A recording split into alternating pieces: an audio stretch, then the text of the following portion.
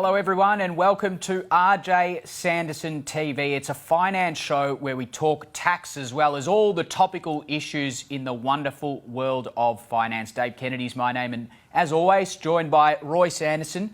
Roy, I feel like this time is probably the most normality we've had going into one of these shows. How are you feeling? Yeah, very good, Dave. You're right. We've come out of it, the other end. We discussed late last year what the world would be like. We talked about the Nike tick. Were we going to go down and quick tick out? And it looks like we got the Nike tick that we wanted. The biggest economic question I can ask you, or the easiest pub test economic question I can ask you is, are you busy? Yes, we are busy. We're getting lots of inquiries from businesses of all sorts and lots of mentoring going on. And yes, we're busy. And we're also busy at SEN here, so I feel like there's a couple of good indicators. There's means that there's activity going on, people are spending, and some of the activity that we used to undertake is returning. So we are going to get into more granular detail, of course, but it is a good start, and you sense that the vibe here in Victoria in particular is really starting to become quite positive. Yes, it is. We'll see that in some of our graphs coming up, but yes, the general feel is very good.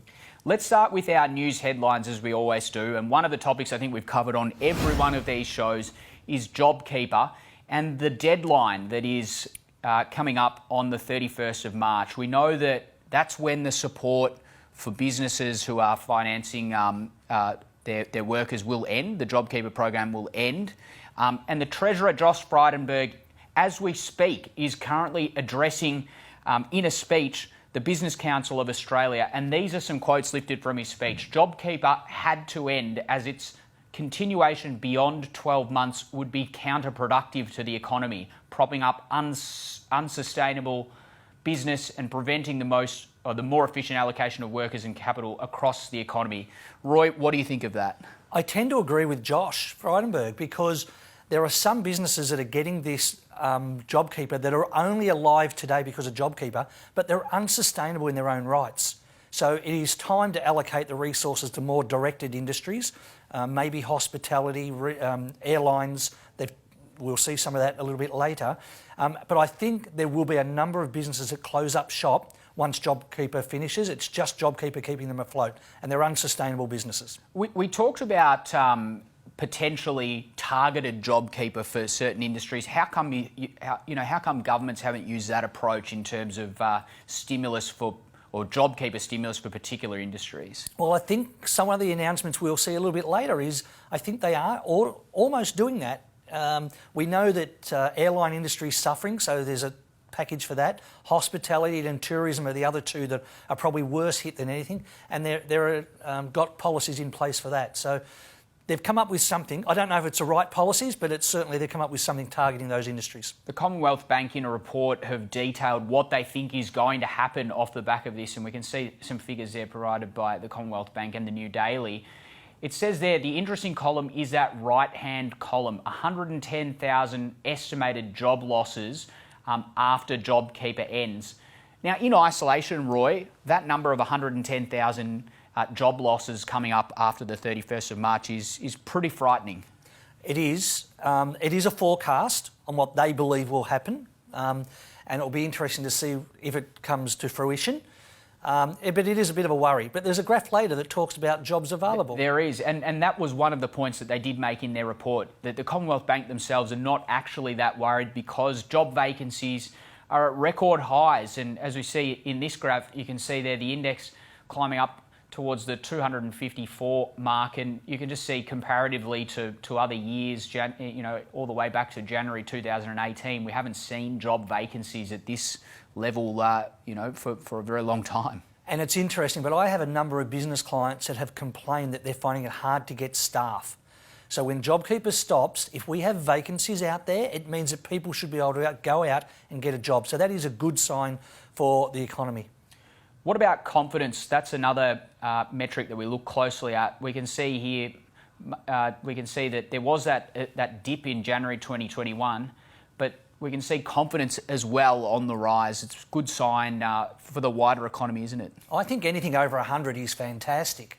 And to see confidence at these sort of levels given I talked about the Nike tick, we were worried where it was going to go, and there are countries that haven't been as successful at this as Australia have been. So this is another great sign for Australia, where that confidence is at. Yeah, you mentioned Australia in the international context there. It's sometimes important not to lose sight of the bigger picture and how, I suppose, well Australia is doing in comparison. You can see there, this is the coronavirus slump, as it's put there, eases in Q4 of GDP growth. Look at the UK there. They had negative GDP growth in their Q4 of 2020 of negative 7.8%. So, that's a country that has really struggled to manage the pandemic. The US also negative growth, but Australia doing comparatively well, compared to some of those other countries like the UK and France. I'd hate to see the confidence indicator in some of those countries compared to Australia, because I think it would be absolutely awful, especially in the UK. Moving on, you mentioned targeted industry support, and one thing that has come out as an announcement by the federal government last week was half-price airlines for the tourism industry, and there's plenty of locations that they've announced half-price airfares to. Gold Coast, Cairns, the Whitsunday regions, the Sunshine Coast, Uluru, Alice Springs, Launceston, Devonport, Burnie, plenty there in Tassie. Broome, Avalon, Merimbula and Kangaroo Island. This is targeted stimulus, and it is federal stimulus that is directed at these locations. What do you make of this policy, Roy? I'm probably a little bit disappointed from a Victorian perspective. They've got Avalon listed as one of the airports, but it didn't include Tullamarine. And I'm not sure that it's going to get tourism out to country Victoria where we really wanted it. So I'm maybe a little disappointed, but it's a policy directed at the industry for tourism and for hospitality in hotels, etc. You do mention that. So people are, I suppose, the idea is that people spend money on flights to go on holidays and stimulate the economy and stimulate the tourism industry, which we know has been crippled by the pandemic more than other industries. But, the other question is, does this national policy cannibalise the local tourism market? And this is something that the Victorian Tourism Industry Council CEO Felicia Mariani mentions. The 800,000 half-price plane tickets to travel to 13 destinations will be a great boost for those destinations, sure, but it disadvantages everyone else, in particular places like Melbourne. This will cannibalise our tourism opportunities here in Victoria. Is that the point that you're making? That's the exact point I'm making. That's a criticism that's come from the council that I understand and agree with, and I think country Victoria would be pretty disappointed with it. The state government, off the back of that, also made an announcement about tourism vouchers, so vouchers for accommodation in the Greater Melbourne region as well. So I suppose the state government trying to make up for that by creating opportunities for people to spend in the Greater Melbourne region. Yes, and those vouchers went in, the last lot of vouchers recently, they went in 10 minutes, so they weren't available for long. Yeah, exactly. Just finally on that point, you've seen the policy there for the tourism industry, and we know that JobKeeper not being extended. Would it, I know I'm pushing this point here, but would it have been more appropriate for the federal government to extend JobKeeper to those tourism industries, or do you think this is at least stimulating some sort of innovative thought? I think by doing half-price airfares, where you're going to be able to travel interstate for $65, cheaper than driving, round the corner sort of thing, I think they have targeted this to get people out. As long as we don't have a lockdown, and as long as we don't have border lockdowns, because border lockdowns could destroy this. If we have a case, isolate the case and maybe that area, not the whole state. And that was your topic of Roy's Rage last time, and that's coming up later in the program, of course. The third topic, slightly lighter, we want to talk about home offices and the costs associated with that and how they're treated from a taxation perspective. Roy, tell us, what's the news coming out of the ATO on the home office front at the moment? So what actually happened is the ATO announced a new rate, which is 80 cents per hour to work at home, but that rate includes stationery and equipment and internet. The old rate, 52 cents, is a standalone rate just to cover you for light and power. And then with 52 cents, you can claim all the other things separately, which sometimes, when you work out the numbers, is a better way to do it. But the 80 cents was due to expire, and that has now been extended until the 30th of June this year. The key message, I think, to our clients and listeners is keep a diary on how many hours you are working at home, because even though we may all return to work at some point, you still may have some time that you're working at home. So the diary note and then the decision, calculation, 52 cents or 80 cents per hour is what needs to be done. And in terms of the calculations there, is it something that, in terms of the diary, I should say, how long does someone have to keep a diary for, and what level of depth and detail do they need? Well, generally it's just a diary that is 4 weeks, and we have an electronic diary, like an Excel spreadsheet that we send to our clients to assist them. But with this, now it's been extended for the full year. Sometimes 4 weeks is not a good example of the whole year, because you may have 3 months that you're working 5 days at home, and then 3 months you're working 2 days a week at home. So it's an idea of use the diary so that you're recording the inconsistency throughout the year, because at the end, what we're really trying to do, total number of hours worked at home over the whole year multiplied by the rate we decide to use. And just for those who are listening tonight and who are thinking, I was working at home during last year extensively, and now I'm not, but I haven't kept a diary. What can they do in that circumstance? You can make an estimate of it, go back and create a diary or a piece of paper or a note to say, from this date to that date, I was 5 days per week working from home, and that's legitimate with the tax office. Interest rates is another topic that we hear a lot about. We know record low interest rates. We know that the Reserve Bank has come out and made some big statements around their strategy for interest rates moving forward. Roy, what can you tell us about the great topic that is fixed interest rates versus variable interest rates at the moment? Well, this is interesting because the first time in my life you can now have a situation where the fixed rate is lower than the variable rate. So you might be paying 2.9% and believing that's a great rate, it's under 3%. But if you make the inquiry with your bank, it's quite likely that the bank you're currently with will allow you to fix that rate at around 1.9% for 3 to 4 years. And that came about because the Governor of the Reserve Bank needed to give the market some consistency and direction, and they stated they will not increase interest rates until 2024. So the banks are using that as their guide to say interest rates can be fixed for a period of years. And that's obviously got implications for people that are borrowing, but also for people who are trying to save. And we're going to speak to Rick Welsh a little bit later on about options for self-managed super funds. But how do you think it impacts that investment space as well? Yeah, anybody who's living off their super and trying to live off term deposits, they've got to look at other options, which is one of the reasons the Australian stock market has been increasing, because people are shifting money to where it needs to go. I've got an opinion on this low interest rates till 2024, and I use an analogy. It's like when you have a patient, which was the economy, and the patient's on morphine, and that's low interest rates. But when the economy gets better or the patient gets better, you need to take the patient off morphine. Now, given all the stats we're looking at, the next 6 months or so could be quite good for the Australian economy. We could have bounced back. The Nike tick has been awesome. But if we're going to keep interest rates so low, we are going to cause some problems when eventually in 2024 the money stops, interest rates go up, and it will cause a bigger landslide back then or in the future than what we really want.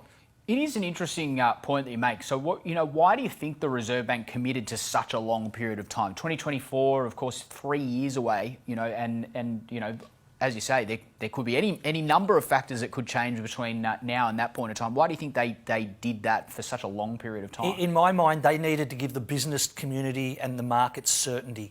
And the belief of us and everybody was, we're in this pandemic, and this could be a long-term pandemic. It is in the US, it is in England. So they didn't realise and did not forecast that we would turn it around so quickly and have such low cases. So they tried to give certainty, which I agreed with at the time, but I think now they need to come out and say, hey, if the economy is going well, we need to consider increasing interest rates by small amounts.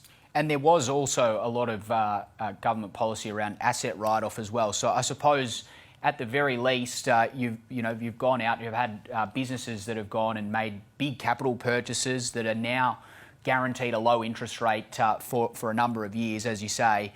it probably did give them enough confidence to make that initial investment in the first place. Yes, that's right. Business needed at the time. I'm just concerned that we're still going to be looking at 2024. But the message is go out and fix your interest rate. If you've got a home loan, talk to your bank, fix the rate, or look at other different banks. And we've got some options available because, as you say, there are cashback options that the banks are offering at the moment. You can see there ANZ, $1,000 off the conveyancing FHB and some of the other ones as well.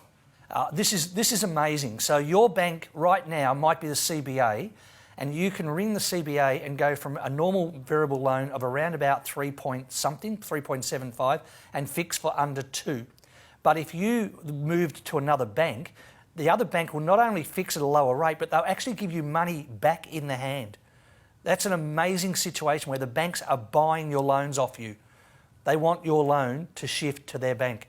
So it's not just about making a phone call. And we know this because we're brokers. We have an arm that's a broker firm, RJS Loan Solutions. But whether you use us or any broker, you really should use a broker because there's a huge advantage right now. Opportunity is out there for anybody with a home loan or an investment loan right now. What are some of the traditional barriers to refinancing for people? Time, paperwork. You need to supply your current pay slips, rental statements if you've got a rental property, identification. It's physical time to say, I need to allocate an hour to get all this paperwork together. But the saving can be enormous. So spend the time. Okay, the message quite clear there. State government grants we've spoken about on this program a number of times, but there are a couple out there that we want to talk about in more detail today, starting with technology grants. Roy, what is on offer for businesses there? So there's a technology grant of $1,200 that will be paid for by VECI, or state government, via Victorian Chamber of Commerce and Industry. You register first, then you spend the money on your technology, and that might be establishing or setting up Xero or MyOb that you haven't already got, or a number of other programs. There's about a dozen to 15 programs that you can get, and then the government will reimburse you not just the establishment costs, but also the ongoing costs up to $1,200. It seems that not a lot of people are applying for this, but it's a no-brainer. If you don't have the top technology right now, talk to an accountant or advisor and look at what technology your business should shift to, because it's going to be paid for by the state government. And then obviously there's benefits not only with the grant, but with transitioning to these type of technology. What's some of the benefits of transitioning to something like MYOB? Well, MYOB or Xero, we're accredited with both, but they are online. So you can access the file from home, from overseas. We can access the same file. They have automatic bank feeds. It allows bookkeeping to be automated, and your business becomes more efficient. There is no doubt that some of these computer packages have advanced so much in the last 3 to 4 years, more than they did in 30 to 40 years, that businesses just need to make sure they have the best technology available, and advisors can help you with that.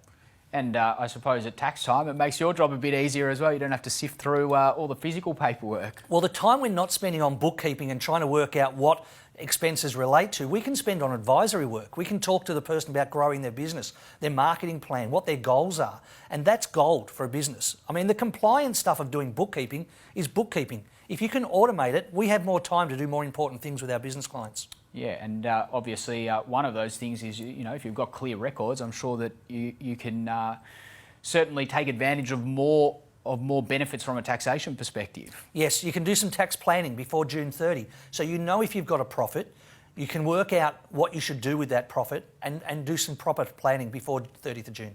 The mentoring program is another grant that's available that we've spoken to. We've spoken to Paul Guerra on this show from VECI in the past, and he mentioned the mentoring program, and of course you guys are an affiliate provider of the program. Tell us a bit more about that one. We are. We're accredited through VECI to supply the mentoring. We've got quite a few mentoring clients coming through the system at the moment, and I can tell you without any doubt, every one of them is totally loving it. I think that there's been only a small amount of promotion towards this grant, but it applies to any business, not just those currently on JobKeeper, but any business. You need to be incorporated, so not sole traders. You don't even have to have staff. So applying for a mentoring program will take your business using a mentor who has the experience in business to get your business to the next level. So when you are finished in the mentoring program, you have come out the other end, hopefully with more turnover, more profit, and a very stable business. That's the plan. And just for those that are watching at home, if you've got any questions, we do encourage you to post your questions in the Facebook comments, and someone will certainly tend to those questions. The mentoring program, just going back a step, Roy, so do people come directly to you, or do they need to apply to the chamber first? We have our own mentoring program that we've been doing for quite some time, but I would strongly recommend that they go to the Victorian Chamber of Commerce and Industry website, and on the front page of their website, there's this mentoring program. Click on the link. It will take you less than 3 minutes to answer some questions. And then Becky, once approved, will give you a list of mentors to choose from. We may be one of those mentoring companies, depending on your location, your size.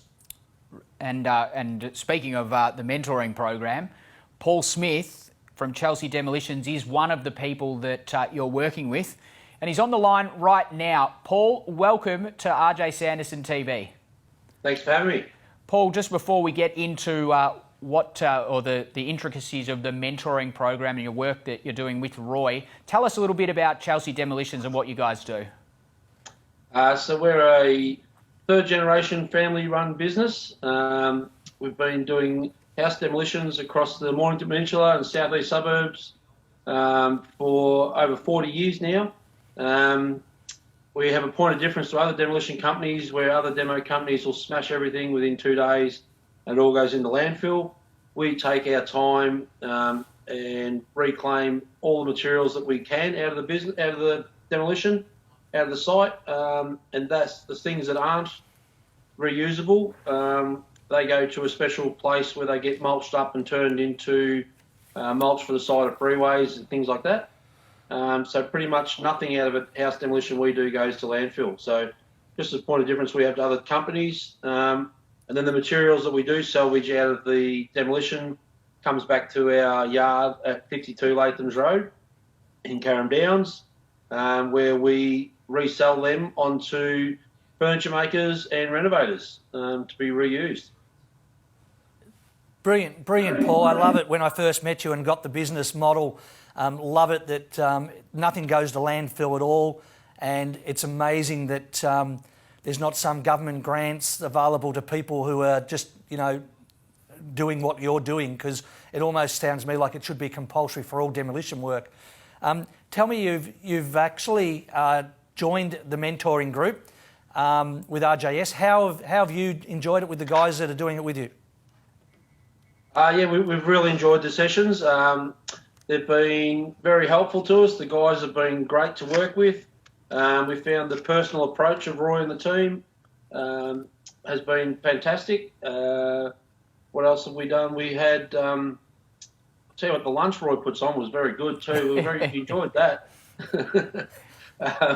We've just found it very approachable. You guys all know your stuff really well, and the advice we've received has been really helpful, and it's helped drive us to better our company. Oh, terrific. So, yeah, we've got a lot out of this program already.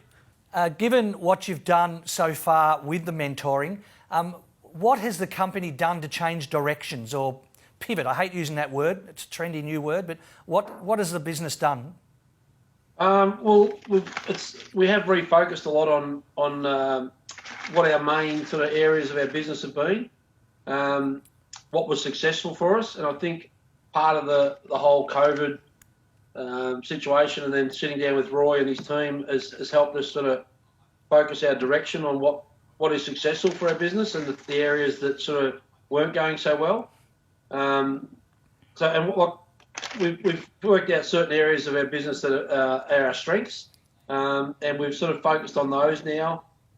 Better ways of selling our products. We've also come up with better ways of running the business in the accounting side of things, and the focusing on who does what around the business, which has all been sort of driven by Roy, yourself.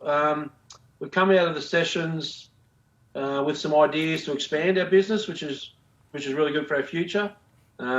We think there's better ways we can sell our recycled timber into different areas. So we're looking at maybe going into a few selected garden centres and places like that, and placing in some of our products, and then hopefully that they can expand from there and gets the MP Recycled Timber Co. brand out there even further, which is what we're trying to grow now.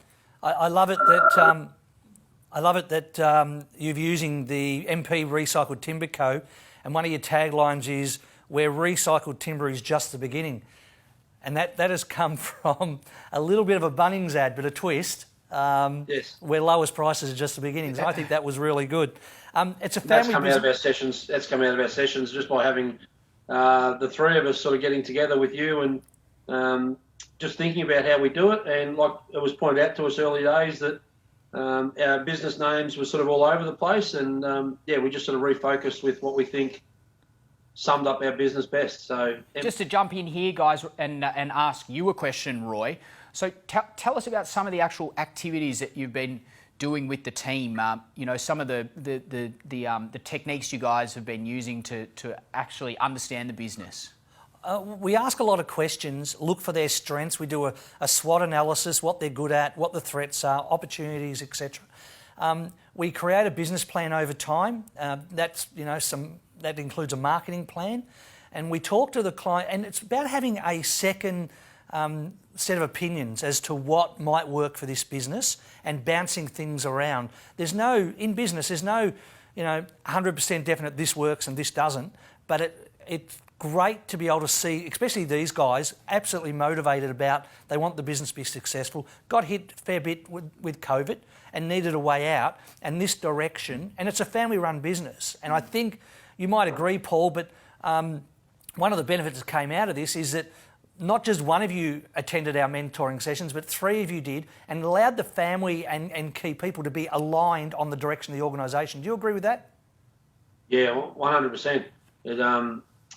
It brought us all to regular meetings, give us all the direction now of working together, focusing on the goals of the business, ways of improving the business. So not only are we having meetings with Roy and the mentoring program, but we're also having our own regular toolbox meetings where we are now just working out ways to make everything run better, and looking at how we can continuously improve the business. So from a small family business that has been running the same way for a certain amount of time to now to be looking to expand and refocusing, the mentoring program has been great for that. And Paul, what's the number one thing you've got out of the mentoring program? Look, I've run this past the other guys as well.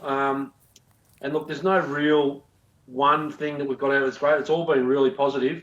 But one of the main things we've got out of it was just the personal approach from Roy and his team has been really, really easy to work with. We're going to continue working with Roy after this is finished. So we won this program through 3AW, and you don't think that you're going to get, it's just going to be a little program, sort of a token thing we thought we might get, but we were dealing with Roy the whole way through. It's been fantastic the way he's dealt with us, and look, we've worked out better ways of accounting now. We've got better systems we can use, which we're now going to work with Roy and his team there on that. New ideas on running our business, keeping our business moving forward, and he's given us the right tools to do that. So there's been more than one thing. It's been great. I think when you have a demolition organisation that marries up with a recycling organisation, nothing goes to landfill. I think somebody who's into sustainability, like a Richard Pratt, should come and give you a whole heap of money to expand this across all of Australia, because I believe every demolition job should do what these guys are doing. It's brilliant for the world. There you go, Paul. You might be running a national conglomerate soon. So very happy to hear that. That sounds very good. all the best, and congratulations on all your success thus far, and hopefully we're hearing from you in a few years' time when the business has got national scale. Yeah, this sounds very positive, so thank you very much. Paul Smith there from Chelsea Demolition. Great to have him on board. And Roy, it is great to hear people that have come through the mentoring program and that are just continuing that have understood new ways of doing things and continuing to create new ambition for their business. We love it too. As advisors and accountants, we see, without exception, every business we work with are excited about their future. And it's not just the bookkeeping, the accounting and the compliance stuff. It's taking our business experience, education and applying it to different businesses. And they get excited and we get excited because there's so much growth in... We only know what we know. And it's fantastic to share some knowledge with business people. So it's a great part of the job, the mentoring program. Fantastic initiative, and well done to Paul and his team. Right, let's get into it. One of my favourite parts of the show. It's Roy's Rage. And last time it was border closures. This time, Roy, you're turning the page. You've got something written. So strap yourself in. What is Roy's Rage this week? Well, I'm actually going to get on the back of what Sally Capper's been on about as the Lord Mayor of Melbourne. We have no COVID cases in Victoria, and I'm frustrated and annoyed on two fronts. One, offices in Melbourne can only have 75% capacity. Now, if we went to 100%, I doubt today's 100% will ever be the pre-COVID 100% because people now know how to work from home. But open the offices up to 100%, get people back in the city because we've got no COVID cases in Melbourne. I'm not sure why we're still paying the penalty. Also, there's a game of football on coming up, the whole round, and there's only limited spectators. There's no COVID cases in Victoria, so why not have people at the football? We would like the excitement of going to the football, and I think the players would like it, the AFL would like it. So they're my two rages. I'm just annoyed that we are still in lockdown provisions when we have no COVID cases. Can't come to work, can't go to the footy. Couple of reasonably solid concerns there, and I can tell you're fired up. So just maybe start to calm down because we're going to go back to interest rates, which is an interesting topic, as you mentioned at the moment, and also not just interest rates, but the wealth creation journey in general. We've got Rick Welsh on the line. Rick, we want to chat to you further about all things wealth management and self-managed super funds. Welcome to J Sanderson TV. Thanks for the invite, guys. Rick, let's start with a very basic question, but why would clients want to set up a self-managed super fund?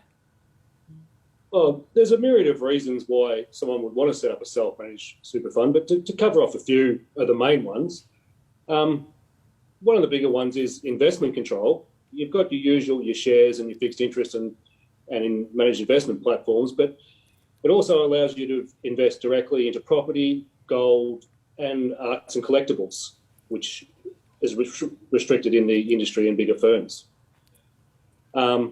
There's a far greater control over estate planning going forward. You'll find with most of the bigger platforms, they'll have a binding death nomination that needs to be reviewed every 3 years, where super funds, provided your deed allows it, gives you an option to have a binding one which lasts without having to be renewed. You have better tax effective control over superannuation. Only pays about 15% on investments, so you can better control your tax payables rather than investing in your personal name, but still have control of your assets. And but I think the main reason people would invest in super funds is property, both commercial and residential. The residential is a no-brainer. We've all seen the growth over the last 10 years. But for commercial property, it's also good for small businesses of the like who wish to retain, control and succession planning and security of tenancy to own their commercial property in their super fund while leasing it to the business that they run. Brilliant.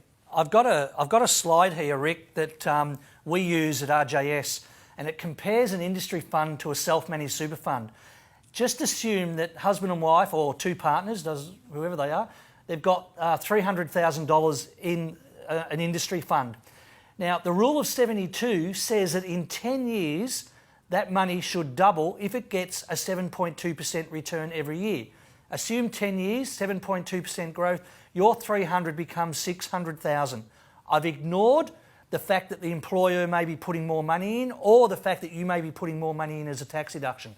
Now, you take your 300,000, option number 2, we set up a self-managed super fund, and we borrow another $300,000 from the bank, it's only a 50% purchase of the purchase price. We now have $600,000 in a property. Assume the property will grow 7.2%. If shares do, property does. I'm biased towards both.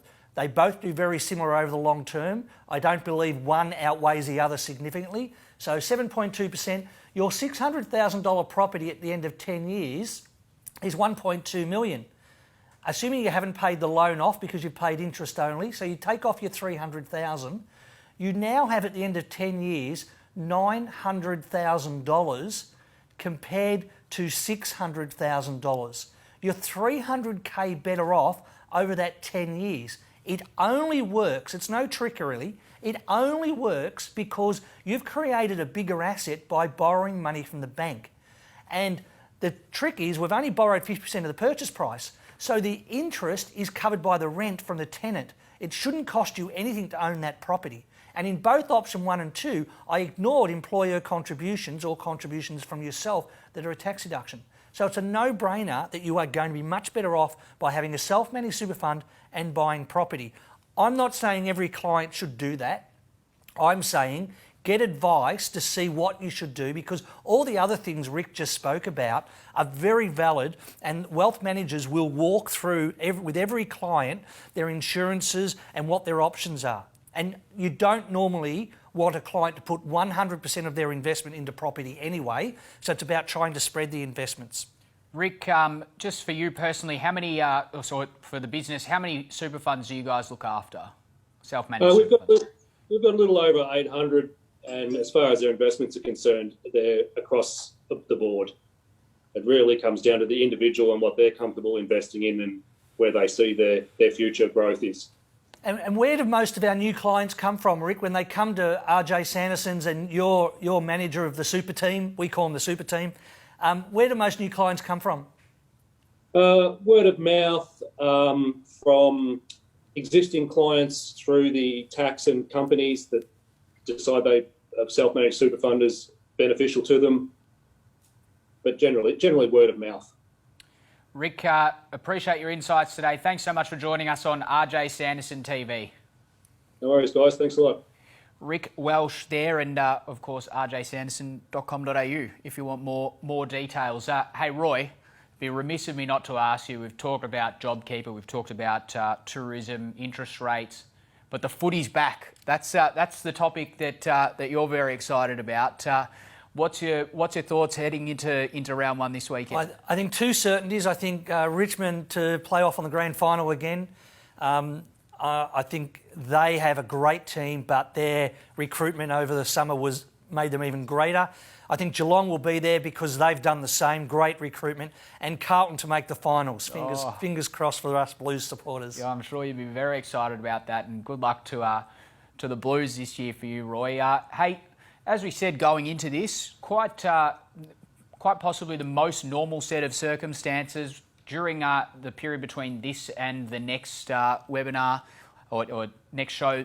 The JobKeeper deadline will end. What are you expecting to be talking about next time we're here? I think we'll continue talking about job numbers, unemployment rate dropping, hoping that, the economy bubbling along, and a lot of activity. And I'm hoping vaccine around the world is lowering numbers and there's less concern and issues about COVID, and we're moving into a much better space going forward. Let's hope so. Roy, all the best for the month ahead. Thanks for joining us on J Sanderson TV. Hope you've enjoyed it wherever you've been watching. Make sure you send your comments, send your questions through in the comments, and the team at J Sanderson will get back to you. Thanks for joining us, and we'll see you next time.